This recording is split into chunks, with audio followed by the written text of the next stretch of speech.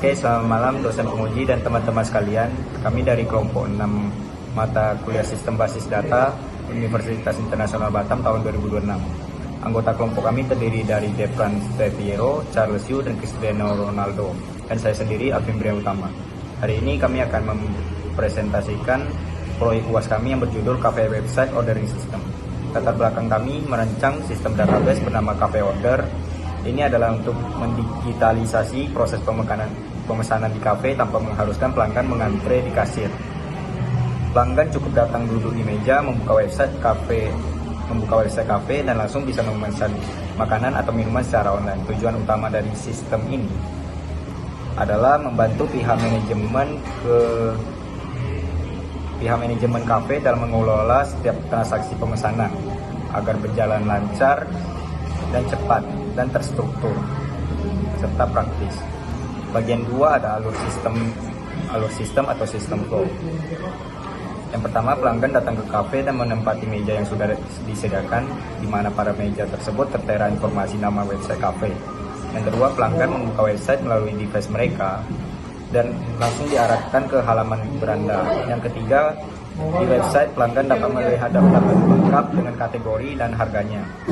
Yang keempat, pelanggan memilih menu, menentukan jumlah dan memasukkannya ke dalam keranjang pesanan atau cart. Yang kelima, pelanggan melakukan konfirmasi order dan pesanan otomatis masuk ke sistem basis data yang terhubung ke admin, dapur, serta kasir. Yang keenam, bagian dapur akan menyiapkan hidangan dan setelah selesai pelanggan melakukan pembayaran di kasir atau secara digital. Yang ketujuh, begitu pembayaran sukses, sistem akan mengubah status pesanan menjadi komplit atau selesai.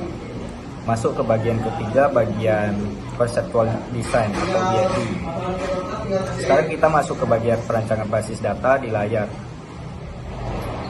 Bisa dilihat kita langsung ada Entity Relationship Diagram atau ERD yang merupakan rancangan logis atau konseptual dari sistem cafe order.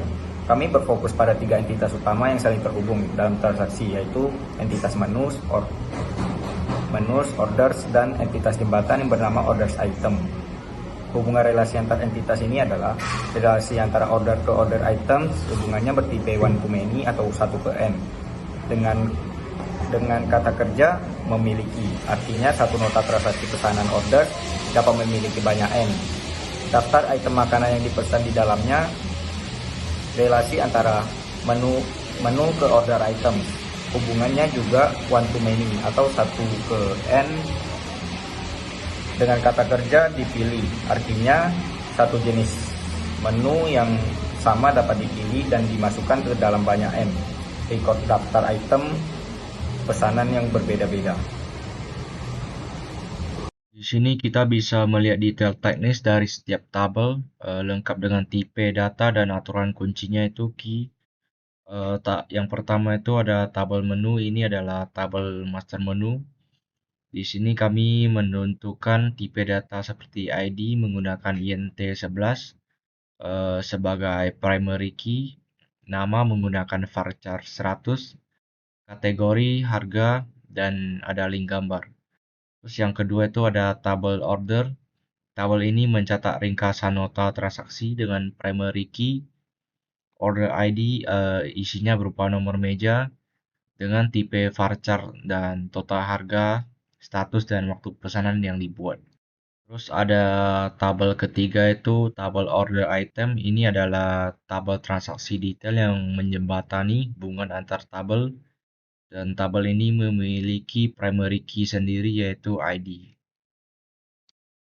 Oke, jadi yang pertama ada DDL untuk membuat table seperti create table menu, ID sebagai primary key, name sebagai varchar, kategori sebagai varchar, price sebagai integer, image sebagai varchar. Kemudian kita masuk ke dalam insert. Jadi di insert ini digunakan untuk menambahkan data baru ke dalam database. Pada website ini, insert dijalankan saat customer melakukan checkout, sehingga data pesanan akan disimpan ke tabel orders dan order items. Kemudian yang kedua ada select. Jadi select ini ada 2, select order dan select order items. Select ini digunakan untuk mengambil dan menampilkan data dari database. Implementasi select terdapat pada halaman admin. untuk menampilkan daftar pesanan peserta. Pada halaman status pesanan akan menampilkan informasi pesanan customer. Kemudian yang update digunakan untuk mengubah data yang sudah ada. Pada project ini, update digunakan oleh admin untuk mengubah status makanan, misalnya dari menunggu pembayaran menjadi diproses maupun selesai. Kemudian ada di delete, digunakan untuk menghapus data dari database. Pada website ini, admin bisa atau dapat menghapus data yang sudah selesai atau yang tidak diperlukan lagi melalui fitur hapus pesanan. Jadi dengan penerapan insert, select, update, dan delete ini, website untuk cafe ini dapat melakukan pengelolaan data secara lengkap dan terintegrasi dengan database MySQL. Terima kasih.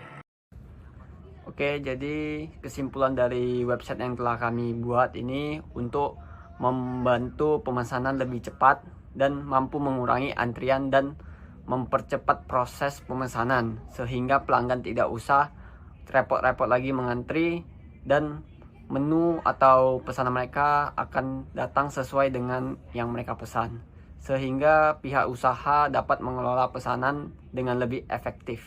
Sekian dari kelompok kami, terima kasih.